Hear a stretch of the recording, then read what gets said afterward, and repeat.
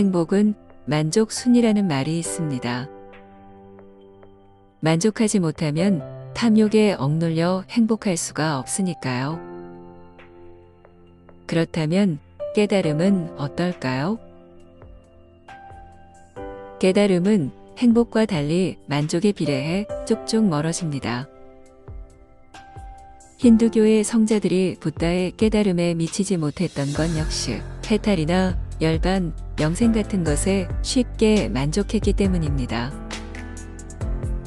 오늘날 수행자들은 너무 빨리 만족해 버립니다. 오직 모를 뿐하며 의심을 버렸더니 순간 멍 때리면서 생각이 멈추고 이때의 의식을 참나라고 하면서 만족합니다. 선문답을 하다 정신이 번쩍 들며 사유구조의 일대 변화가 찾아오자 견성을 했다며 만족합니다. 윗바사나를 하다 생각과 분리되면서 새로운 자아가 발견되자 진짜 나를 찾았다며 만족합니다. 사마타 수행에 몰입해 무아지경에 이르자 이것이 열반이고 해탈이라며 만족합니다. 수행자들은 예외 없이 분별이 끊어지거나 소멸된 자리를 깨달음이라고 생각합니다. 상대적 분별심이 있으면 깨닫지 못한다고 여기는 것이지요.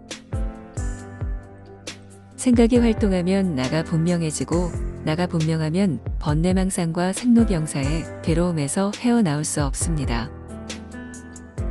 그래서 수행자들은 생각을 멈추거나 끊어내서 나를 모호하게 하거나 아예 없애려고 합니다. 이렇게 해서 생각에 휘둘리지 않는 마음 상태가 되면 그것을 일러 참나, 진나, 불성 등으로 부르며 깨달았다고 말합니다. 그런데 생각해 봅시다. 번뇌망상이 사라지고 생사에 초연해진 마음이 왜 깨달음인가요? 그거랑 깨달음이랑 무슨 상관인가요? 어느 무엇에 의해 생겨난 피조물은 결국 소멸하게 됩니다. 피조물은 시공의 한계에 걸려 영원한 해체를 피할 수 없습니다. 수행자들은 이 문제를 일체이유심조로 해결합니다. 쉽게 말해 마음먹기에 달렸다는 것입니다. 나가 없다고 믿고 그런 의식을 유지하면 생사가 무의미해집니다. 피조물의 문제가 사라지면서 깨달음의 명패를 차게 됩니다. 그런데 이런 주장은 신을 믿어 구원받았다는 얘기와 별반 다르지 않습니다. 자기 자신이 믿고 싶은 것을 개념화한 것이니까요. 수행은 일체이유심조를 깨닫는 게 아닙니다. 그건 그냥 착각이고 믿음이고 세뇌이고 환상일 뿐입니다. 생각이 끊어진 자리, 분별이 멈춘 자리, 번뇌망상의 소멸, 탐진치의 증발 등등 모든 것은 마음의 작용일 뿐 이런 얘기가 도대체 왜 수행에서 나오는 걸까요? 수행의 관건은 마음의 어떤 특별한 상태가 아니라 마음이 뭐냐는 것입니다. 마음은 뉴런의 전기적 신호에서 만들어진 것인가? 만일 그렇다면 뇌가 죽으면서 마음도 사라질 것이 아닌가? 혹시 마음이 과학에서 발견하지 못한 미지의 물질로 되어 있는 건 아닐까? 그렇더라도 그 물질 역시 결국엔 소멸될 것이 아닌가? 아니면 마음은 물질과 다른 기나리 같은 초물질로 이루어져 사후에도 존재하지 않을까? 그렇다면 그런 기나 리 같은 정보들은 어떻게 존재하며 어디서 온 것인가? 만일 그것들이 태초의 제1원인에서 갈라져 나왔다면 제1원인은 또한 무슨 근거로 자존하는가? 이런 것들을 끝까지 의심한 결과 도대체 존재는 뭐고 마음은 뭐고 나는 누구인가? 이렇게 마음을 끝까지 추적해 그 실체를 알아내는 것이 수행입니다. 마음이 뭔지도 모르면서 깨달았다고 운운하는 것은 매우 심각한 모순입니다.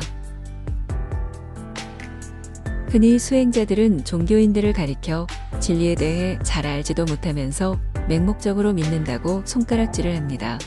그런데 수행자들 역시 마음에 대해 잘 알지도 못하면서 맹목적으로 깨달음을 믿습니다.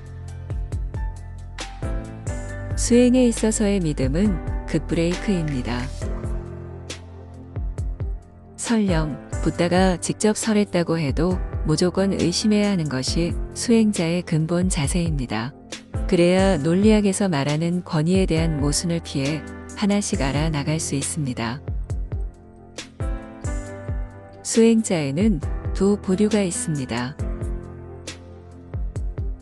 모르는 영역을 아는 영역으로 바꿔나가는 부류가 있고, 모르는 영역을 방치하고 심리적 만족을 얻으려는 부류가 있습니다. 전자는 학자들이고 후자는 우리가 아는 수행자들입니다.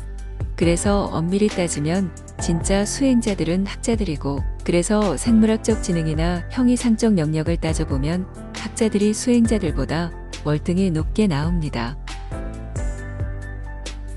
수행은 자기 만족을 채우기 위해 하는 것이 아닙니다. 수행은 모르는 영역을 아는 영역으로 바꾸는 과정입니다. 아는 만큼 의식이 커지고 그 알미 궁극에 이르면 차원의 걸림이 하나도 없게 됩니다.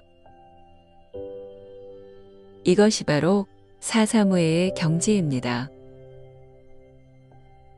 이렇게 아무리 진리적 자각을 외쳐도 사람들은 자신이 만족하는 것을 원합니다.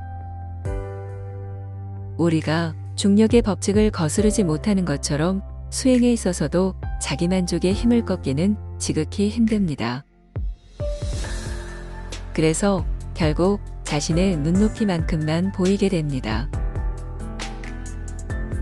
세상에 널려있는 수행의 상품 가운데 자신의 눈에 맞는 것에 구미가 당기고, 그래서 수행은 마치 백화점의 상품처럼 다양하게 공존하게 될 것입니다.